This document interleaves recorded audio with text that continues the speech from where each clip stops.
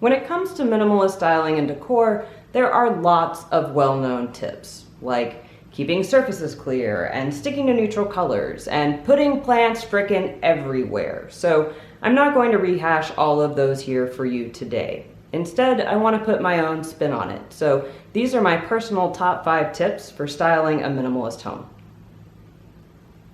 My first tip is to avoid knickknacks.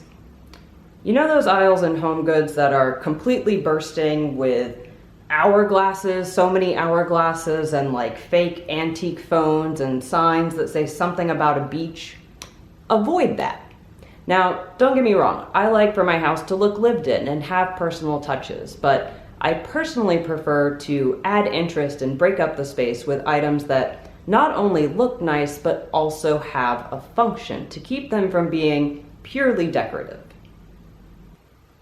To give you some examples of sort of dual purpose, functional, and decorative items in my house, I think about my bookshelves.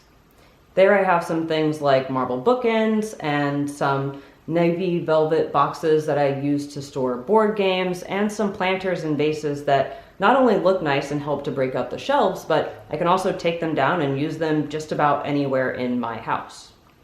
So those items help me to break up the space and add interest without relying on ornamental items that have no other purpose than being ornamental. My next tip is to make a statement with one large item instead of lots of little items. Now, this may be a bit of a polarizing suggestion depending on your taste and your style, but it's something that I've found useful. So instead of having clusters of lots of little things, try replacing that cluster with one item, but an item that's to a larger scale so that it takes up the same amount of space. To give you some examples, instead of having maybe one sofa and a couple of chairs that seat 5 people, you could have one continuous sectional that seats the same number of people. Or instead of a gallery wall of 10 photos, you could blow up one photo or use some other type of artwork that takes up the same amount of space. Now, I'm not against clustering in general, but sometimes having lots of little items strewn about can make your space look cluttered. Instead, replacing all those little things with one big item can help provide focus and keep your eye from getting distracted. My third tip is to give your items room to breathe. Really make good use of negative space. Now, a lot of people have an aversion to negative space, but negative space in a room is as important, if not more important, than the actual items that your room contains. It helps to give your eyes a moment to rest and provides balance for everything else in that space. And of course, it makes your room feel more light and airy. If thinking about negative space is something that doesn't really come naturally to you, and you're the type of person who needs to sort of fill every nook and cranny, an exercise that could help you is to stand back and look at your room and ask yourself, what items could you remove? What could you take out of that room? And your room would be just fine.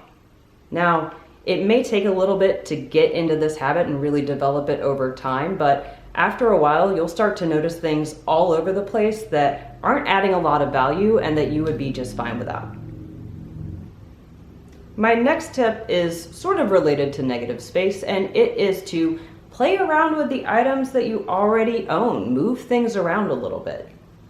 Whenever I declutter a space, I sometimes get this idea that I need to run out and buy something to add back to that space, but I have learned to avoid this temptation. So instead of doing that, take a look around your home, play around with the things that you already own, redistribute things. Whenever I do this, I find that I already have enough items to use the space properly. It just sometimes takes a little reimagining. Speaking of reimagining, if you really want a new perspective on your space, try taking everything out of a room and then restyling it as you reintroduce your items back into the room. Taking everything out can really help you to explore new possibilities, and as you reintroduce your items, you'll likely see them in a different light, which may inspire you with new uses or ways to style those items, or you may decide that you don't need some of those things after all. All right, those are my top 5 tips for styling a minimalist home, and I hope you find some of those useful. If you have your own tips for styling a minimalist space, pop those into the comments down below. I'd love to hear about them and put some of them to use in my own home. As always, thank you so much for watching. I hope you've enjoyed this video, and I'll see you next time.